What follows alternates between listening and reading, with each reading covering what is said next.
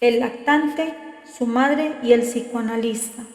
Las interacciones precoces, Serge Lebovici. Segunda parte, la teoría del apego. 1. La revisión desgarradora iniciada por John Bowlby. Como ya hemos visto en la primera parte de este libro, después de la Segunda Guerra Mundial, los psicoanalistas se han dado a comparar las construcciones surgidas de la técnica y la teoría con las observaciones directas del niño. Así, un grupo importante hizo posible un mejor conocimiento del desarrollo del niño en el marco de la teoría de la relación objetal.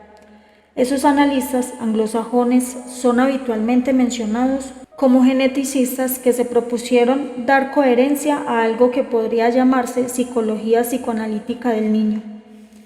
En esas circunstancias era natural que muchos se refirieran a un mismo tiempo a sus observaciones psicoanalíticas y a los trabajos de psicología genética, del tipo de los de Jean Piaget.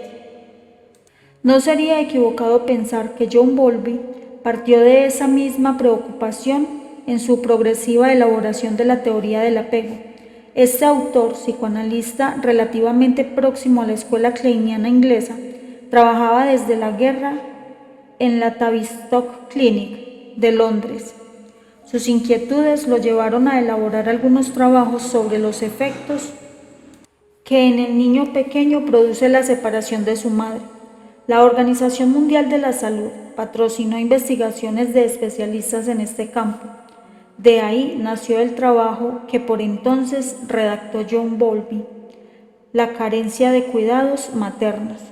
Pero a partir de 1957, este autor se interesó en otros enfoques que lo llevaron a proponer la teoría del apego en el intento de definir la naturaleza del vínculo que une al niño con su madre.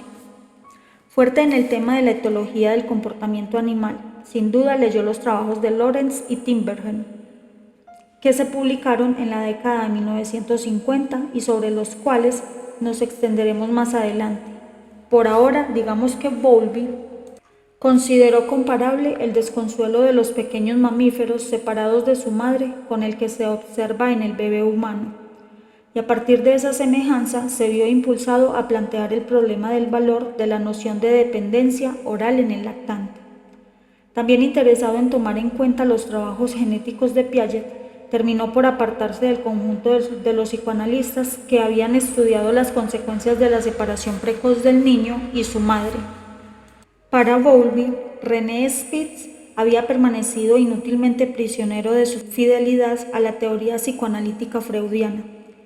El aparato teórico de Melanie Klein le parecía criticable por su objetalización del vínculo primario con el pecho. En cambio, juzgó los trabajos de la Escuela Húngara de Psicoanálisis más compatibles con las experiencias hechas por los etólogos. Admitió efectivamente que es posible hablar con estos psicoanalistas de un apego primario, apego que Wallin había graficado con su metáfora del sentimiento oceánico. Imre Hermann, al describir la tendencia a prenderse fuertemente, creía posible hablar de un instinto filial. Llegado a este punto de su investigación, Bowlby propuso la idea de que existe una pulsión de apego, pulsión primaria no ligada con la libido. Define el comportamiento de apego que se manifiesta en los 2 primeros años de vida siguiendo orientaciones vinculadas con el desarrollo del niño.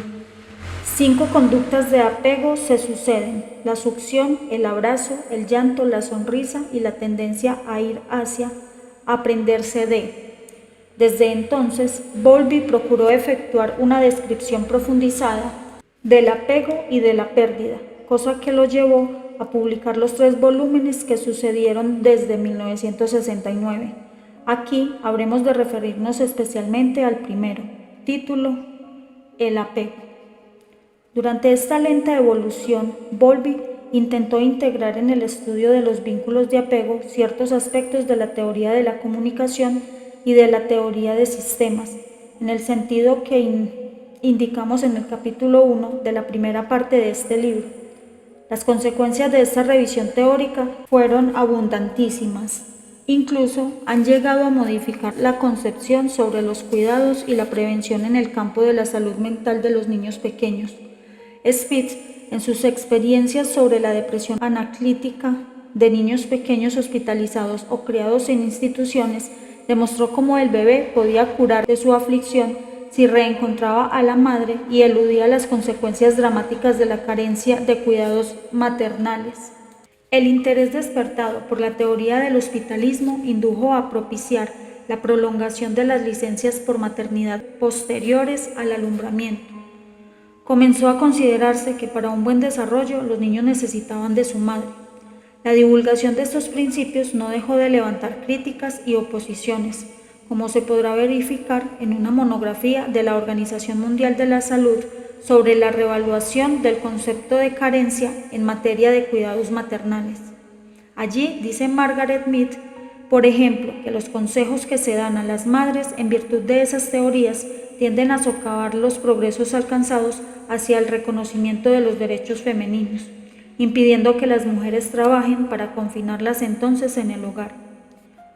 Otros autores discutieron sobre la especificidad del hospitalismo, sin dejar de reconocer que la noción de carencia de cuidados maternales conserva todo su valor si se la pasa por el tamiz de las vicisitudes de la historia de las relaciones familiares del bebé. Este debate ha alcanzado enorme trascendencia, porque en efecto, si se admite que el vínculo con la madre no es absolutamente específico, la política social debería esmerarse en alcanzar más que nada coherencia en las modalidades de guarda de los niños pequeños.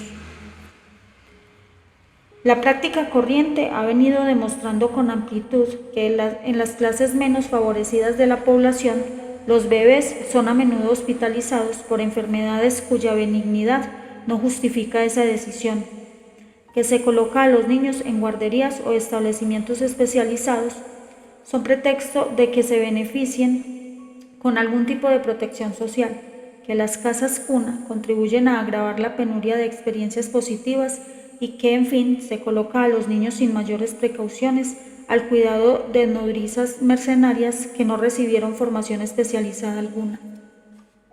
Cuando se considera el pasado lamentable de algún niño, condenados a la oscuridad del retraso intelectual y o convertidos en psicópatas, se advierte cuánta importancia social tuvo la revisión teórica practicada por Bowlby en aquella época.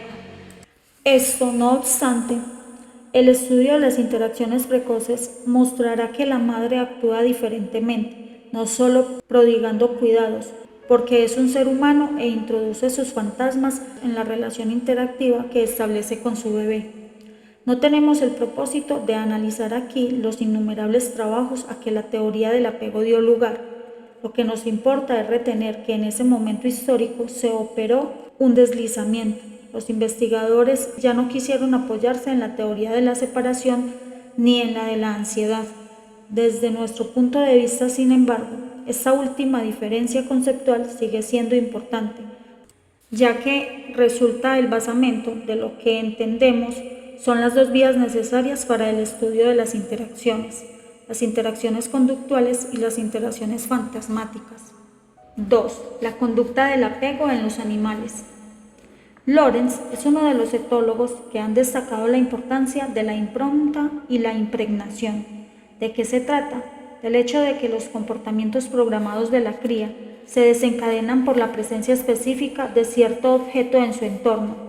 Fue Timbergen, en sus estudios sobre el comportamiento social de los animales, quien más atención puso en los mecanismos internos que los ponen en marcha.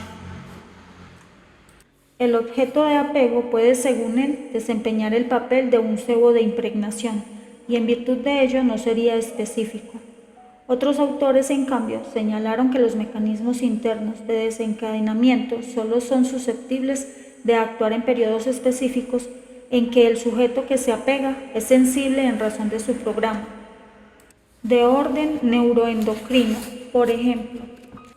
Esta teoría ha sido sometida a muchas críticas, ya que no siempre parece confirmada por los hechos. De todos modos, subsiste íntegramente el misterio en torno de los mecanismos que están en la base de los comportamientos de impregnación y apego específico de una especie animal.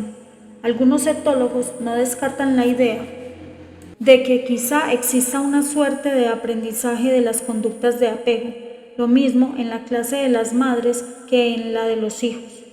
Entre los primates infrahumanos no se excluye que la vista desempeñe un papel en la socialización de las conductas maternas. De ese modo, quizás sea posible explicar el fenómeno que se presenta como un reconocimiento de la madre por el bebé. Refería Jason, en una comunicación inédita, el comportamiento alimentario de crías de pingüino negro, que son alimentadas por regurgitación cuando hacen que la madre abra la boca, por medio de golpes dados sobre la cara inferior del pico de ésta. Todo sucede como si en sus primeros días de la vida el bebé pingüino estuviese sensibilizado a la impronta elemental del pico rojo, un color que resalta en la masa de las cabezas negras. Unos días después, en el marco de estas experiencias, puede colocarse un cebo en sustitución del triángulo rojo que simula el pico. Se trata de una forma que recuerda la coronación de la cabeza de los pingüinos. Hacia los 20 días todo sucede como si los bebés pingüinos se hubiesen sensibilizado a una visión global de la cabeza de la madre, que puede ser reproducida en forma de un cebo específico. Bowlby quedó muy impresionado con los trabajos de Harlow sobre los monos. Se trata de un conjunto coherente de experimentaciones referidas a las relaciones entre las monas madres y sus pequeños hijos. Antes de hacer un breve resumen de ella, no me parece inútil citar unas líneas en las que Bowlby expresa con lirismo la importancia de este tipo de comportamientos.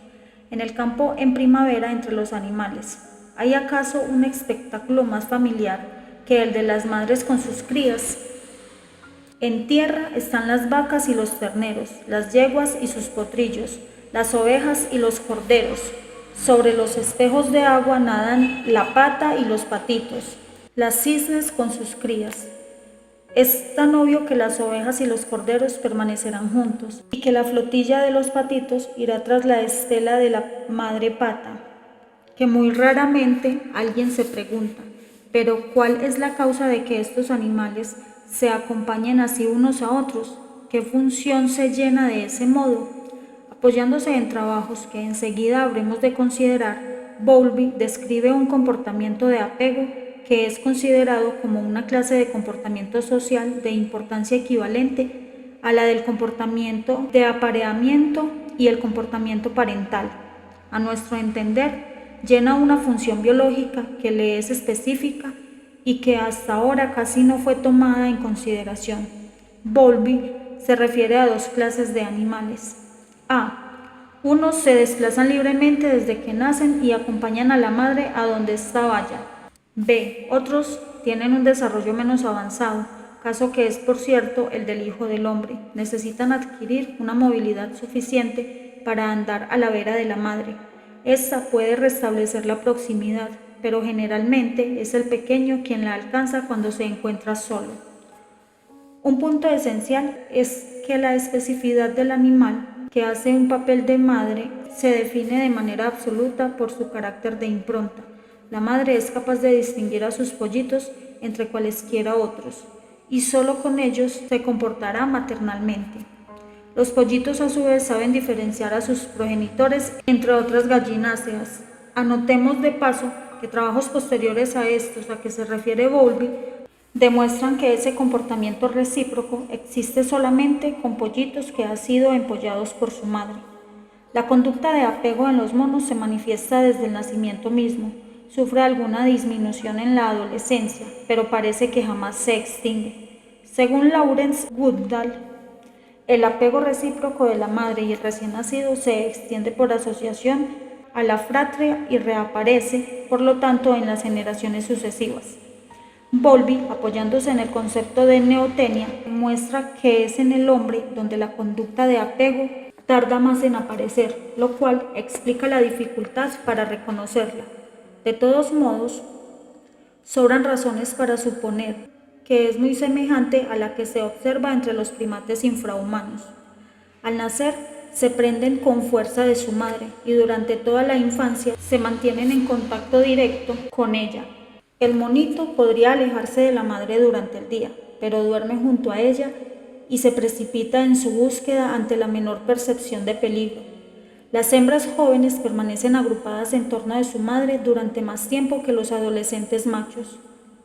Cuando se recuerdan los trabajos de Harlow, se evoca siempre la experiencia relatada en el que citamos anteriormente. Es la comparación de las reacciones del monito bebé ante tres variedades de madre: la madre natural, la madre artificial de piel y la madre de alambre. Los bebés alimentados mediante artificio por la madre de alambre se desarrollan mal socialmente, tanto que podría considerárselos esquizofrénicos. Los bebés monos prefieren vivir con la madre artificial de piel de mono. Bowlby describe el comportamiento de apego en 4 especies distintas de monos. De los datos que él proporciona, extraigo los que fueron obtenidos en observación de campo o a título experimental. 1. Entre los macacas rhesus se han hecho observaciones en estado natural y en cautiverio, así como en experiencias de laboratorio. Hind estudió las interacciones de los hijos y las madres en pequeños grupos de animales. Todos los bebés se prenden de la piel de la madre y pasan sus primeras semanas en contacto ventroventral con esta. A partir de la tercera semana toman a veces alguna distancia, pero sin exceder nunca de un radio de 60 centímetros ante la sexta semana. Pasadas 10 semanas se alejan algo más, pero a la vista de la madre, y esta situación se prolonga hasta el segundo año de vida. Quienes toman la iniciativa de romper el contacto son más bien las madres. No obstante, cuando ellas se trasladan llevan bajo el vientre al hijo, que prendido de pies y manos mantiene una de las mamas en la boca, pero también ocurre que los hijos viajen sobre el lomo de la madre de uno u otro modo, siempre van con ella. 2. Entre los babuinos que han sido observados en su hábitat africano natural, las bandas estables incluyen bebés que permanecen en estrecho contacto con la madre hasta promediar el segundo año de vida, separados antes que los rhesus. Pasan a vivir con sus pares y sostienen interminables conflictos con sus respectivas madres, especialmente cuando éstas, que han dejado de amamantarlos y vuelven a aparearse, tienden a rechazar los intentos de sus hijos por soltarles encima y acompañarlas durante la noche.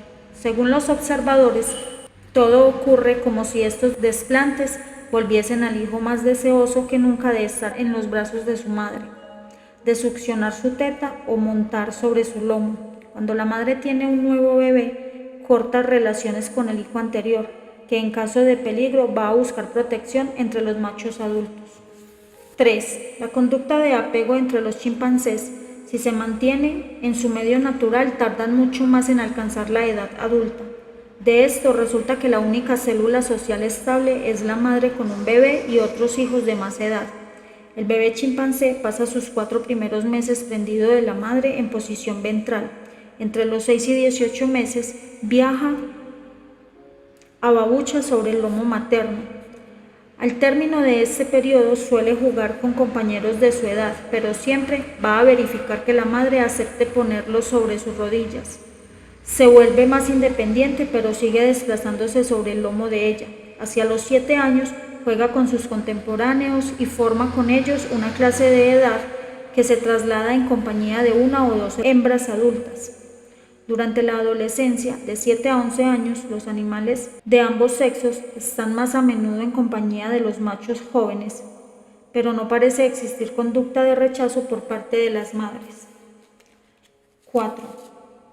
En los grandes monos y los gorilas, las observaciones en ambiente natural indican que los machos adultos viven en grupos sociales que parecen conocerse. El tiempo de crecimiento de estos animales es relativamente breve y muestran un comportamiento de apego muy parecido al de los chimpancés. La madre también sostiene a su hijo en brazos y para trasladarse lo pone sobre su espalda o lo lleva apretado contra ella. Son todavía pequeños cuando ya sienten buenamente junto a su madre, que demuestra renuncia a transportarlos cuando tienen más de 18 meses, pero no pueden evitar que intenten prenderse de su pelambre mientras la siguen. Esta diversidad de observaciones, muy sucintamente resumidas, se complementaron con experiencias, especialmente las preparadas en la escuela de Harlow. Cuando se trata de estudiar entre los chimpancés la naturaleza específica de la conducta de apego, se debe tener en cuenta la interacción sensorial. Se hace sencillo especificar que corresponde a la vista, el olfato o a la relación táctil, por ejemplo, empleando los dispositivos experimentales que pongamos por caso. Limitan los contactos a solo la vista o por lo contrario impiden el contacto visual. Parece que el olfato y el tacto desempeñan un papel preponderante en la organización de estos tipos de conducta. Harlow aprecia por lo demás que el hijo puede discernir a su madre y que el bebé rhesus aprende el apego a una madre específica durante las 2 primeras semanas de vida. Bowlby refiere que monos criados por adoptantes humanos muestran un apego esencial hacia los que desempeñaron un papel preponderante en su crianza. Y aquí detenemos nuestro breve repaso de los muchos trabajos recientes sobre la descripción de las conductas naturales y experimentales de apego entre los animales, especialmente entre los monos. Ahora pasamos a examinar hasta dónde es posible aplicarlos al hombre. 3. Son aplicables al ser humano los trabajos etológicos. Una nueva especialidad, la etología humana, se encuentra en rápido desarrollo. Sin duda, sería esquemático situar en ángulos opuestos el estudio de la conducta del bebé humano y el abordaje psicoanalítico pertinente. Es sin embargo irrefutable que algunos especialistas prefieren extender el estudio de las interacciones conductuales a dominios extremadamente variados y al mismo tiempo cada vez más precisos. Más adelante veremos que la vinculación entre el funcionamiento neurobiológico y el determinismo de la conducta es un problema muy arduo, en tanto quienes desean que resulte posible pasar de una cierta solución de continuidad a un continuo, esperan aludir al estudio de los datos intrapsíquicos e interpersonales que definen las transacciones interhumanas. Ya en 1959, la Asociación Psicoanalítica Internacional hizo de la aplicación de la etología el tema de uno de los simposios del Congreso de Copenhague. Interesa releer el trabajo de Bowlby, en que comenta su evolución cuando expresa: como tantos otros investigadores, quedé impresionado por el trabajo de Lorenz sobre las reacciones de los ansarinos. Desde entonces, y a medida que leía trabajos etológicos y conocía cada vez mayor cantidad de etólogos, fui sintiéndome más y más lleno de afinidades con ellos. Se trataba de estudios de primerísimo nivel que investigaban la vida familiar de especies inferiores. No se limitaban a observar costumbres en tanto fueran análogas a las de las familias humanas, sino que lo mismo de los analistas, estudiaban el comportamiento instintivo, los conflictos y los variados, a veces patológicos, desenlaces de estos conflictos. ¿No será posible, me pregunté, que en estas recientes investigaciones biológicas se encuentran algunas de esas ideas que Freud esperó en todo momento vinieran algún día a servir de psicoanálisis? Bowlby explica luego que su interés en la etología bien pronto lo llevó a abandonar un elemento fundamental de la metapsicología freudiana, como es el que podríamos llamar su teoría económica y energética. Era preciso, en efecto, reemplazar esta teoría por los conceptos de un sistema de respuestas activado por un mecanismo complejo que toma en cuenta tantos estímulos internos como externos y detenido por otro mecanismo similar. Unas líneas más adelante, Bowlby declara que se sintió desorientado frente a la teoría de la desconexión, y sin embargo se trata de algo que nos resulta conocido. Los bebés dejan de llorar cuando se los alza en brazos. El caballo desbocado se aquieta al llegar al establo.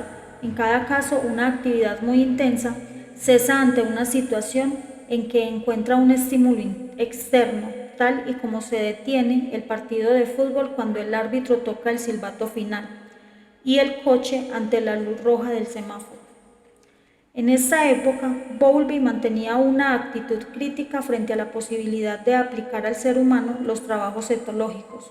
Sin embargo, ya por entonces pensaba que conductas específicas como el amamantamiento eran totalmente comunes al ser humano y a las especies inferiores, y llegaba a esta conclusión. Por lo demás, es durante la primera infancia y muy especial durante el periodo preverbal, cuando podemos esperar encontrarnos con esos rasgos, por lo menos en forma modificada.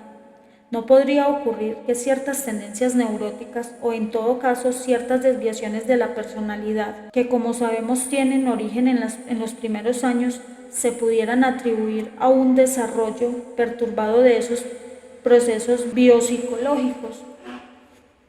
En ese mismo trabajo, Bowlby intenta demostrar que la conducta de apego del bebé no difiere de los lazos sociales que se establecen entre el animal y su madre. A. El bebé humano puede prenderse fuertemente, lo que le permite sostener su propio peso. Bowlby opina que esa es la fuente de la pulsión de dominio según Freud. B. Los bebés gustan de la compañía de los seres humanos y experimentan gran placer en que se los alce en los brazos, se les hable y se les acaricie. C. Las reacciones de tipo sonrisa adquieren en el bebé su mayor intensidad cuando el adulto responde a ellas de una manera social, es decir, prestándolas una determinada atención.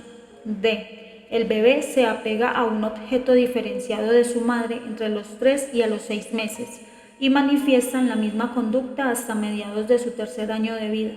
E. Sentirse separado de su madre le provoca angustia, después pena y apatía, y por último un desapego afectivo. F. Los niños pequeños se aficionan al grupo de sus padres y tienen relaciones mucho menos estrechas con niños extraños.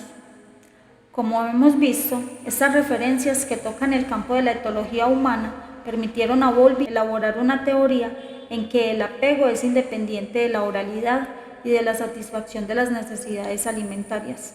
Sobre esta base, Bowlby siguió modelando su teoría del apego y de la separación. Según él, ya no es necesario remitirse a la teoría objetal de la angustia, que Freud fue construyendo poco a poco. No hace falta entonces la referencia de los peligros de perder el objeto o el amor del objeto. Para comprender los fenómenos de duelo, basta con verificar que angustia y separación están íntimamente entrelazadas.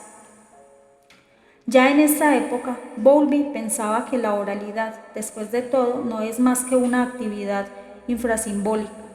Para explicar sus destinos, no hay necesidad de utilizar el concepto de regresión.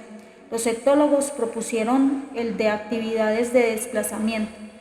En su crítica a la teoría de las equivalencias simbólicas que se organizan en los desplazamientos y la regresión, Bowlby propuso dos ejemplos.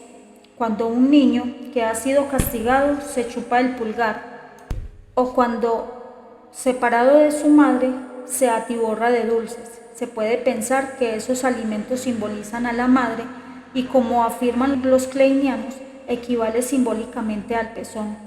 Otra respuesta se puede considerar que esas actividades son el producto de procesos psicológicos que operan en un nivel infrasimbólico, como los que están en la base del comportamiento de las gaviotas que pelean cuando construyen su nido. Dicho de otro modo, se puede postular que cuando los sistemas reaccionales del niño que quiere prender e ir detrás son obstaculizados, el chupeteo y el atiborramiento se desarrollan como actividades no simbólicas fuera de contexto. En ese mismo simposio, Charles Kaufman procuró analizar más acabadamente las consecuencias teóricas que pueden desprenderse del estudio del comportamiento de los animales y que vendrían a facilitar las conceptualizaciones de instinto, de energía y de pulsión. Este autor asocia la pulsión con el concepto de instinto, que durante mucho tiempo fue descrito como un comportamiento heredado, orientado por la obtención de un fin ventajoso para la especie. En su opinión, los etólogos han tenido el mérito de relacionar el instinto como mecanismos internos y específicos. Si recordamos el término modelo fijo de acción de Lorenz, es evidente que se le tiene que referir a un mecanismo interno de coordinación que permite llevar a cabo el acto consumatorio. Piensa Kaufman que estos modelos de comportamiento, como también los de Tinbergen, que antes comentamos, están emparentados con el concepto freudiano de energía libidinal. En esos dos autores hay como un sistema hidrodinámico subyacente. Sin embargo, el estudio de los animales revela que en algunos casos su comportamiento no puede ser explicado en función de una estructura dinámica. Muchas observaciones muestran que en situaciones de conflicto se producen actos aparentemente inapropiados. Kaufman da este ejemplo. Una gaviota macho lucha con un congénere en los límites de su territorio. De repente se le ve abandonar su actitud agresiva, descender y arrancar algo de la hierba. En gesto típico de construir el nido, luego vuelve a su agresividad. Esto querría decir que probablemente ha habido un desplazamiento entre el comportamiento consumatorio habitual ligado a la descarga energética y a la intervención de otro sistema que impide esa realización. He aquí un ejemplo de que los etólogos llaman un desplazamiento de actividades. Los psicoanalistas que utilizaron este concepto etológico no advirtieron que al hacerlo abandonaban los aspectos económicos en la descarga pulsional. Considera Kaufman que esta clase de actos inapropiados puede ser estudiada como consecutiva de conflictos, sin que sea necesario traer al caso la idea de un desplazamiento de energía. A su turno, este autor termina, pues, por criticar el modelo hidrodinámico, a propósito de lo cual señala en particular que las conductas no culminan con la ejecución de un acto, sino con la presencia de una situación estimulante, como ya lo había señalado Bowlby. Por eso, Kaufman asigna importancia al mecanismo sistémico y al feedback, expresión esta que podríamos traducir literalmente con el término retroalimentación. Su pertinencia aparece evidente cuando se considera que la acción de comer y beber está en casi todas las especies humanas pautada en buena parte por excitaciones sensoriales de la boca, el estómago o el hipotálamo. El autor de este trabajo llega finalmente a comentar la utilidad de referirse al concepto de pulsión. Nos detendremos en este aspecto más adelante, en oportunidad de presentar una crítica general de la teoría del apego. En cuanto a él, Kaufman sigue fiel a la teoría general de la pulsión, pero sobre el final de su trabajo y de manera un tanto contradictoria con su teoría de la pulsión, defiende la idea según la cual una fuente de placer está ligada a la estimulación, que pone fin a lo que se da en llamar reacciones de carencia, como por ejemplo la aparición de una figura materna junto a un niño desesperado, cualquiera que sea la causa del desamparo o el displacer. El comportamiento desesperado termina y puede, creo, ser reemplazado por un estado agradable. Llegado al caso, esto tendría enorme importancia en el establecimiento de la relación madre-hijo, según las hipótesis de Bowlby, y alcanzarán una repercusión social en el desarrollo ulterior de las relaciones objetales. Para Kaufman, la unidad de la pulsión libidinal debe ser buscada en los procesos subyacentes de la excitación sexual. La idea de que la pulsión libidinal es innata se reveló útil pero no necesaria, y su exactitud nunca fue probada. Cuando se trata de estudiar la conducta humana, la referencia a la etología animal debe eludir las ingenuidades que resultarían de extender en forma simplista una disciplina al dominio de la otra.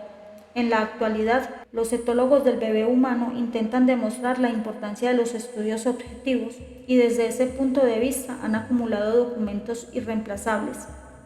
Pero la muy elocuente evolución de Bowlby plantea problemas más complejos en los que toca a las referencias teóricas que definen el determinismo de la conducta humana. Deberemos, pues, tratar sobre la fundamental revisión de la metapsicología freudiana a que conduce esa búsqueda de respaldo en la etología. Indudablemente, antes convendrá describir el apego del bebé a la luz de esas referencias teóricas. Eso es también lo que hizo Bowlby en su libro sobre el apego. Para un próximo audio 4. La conducta de apego en el ser humano, su naturaleza y su función.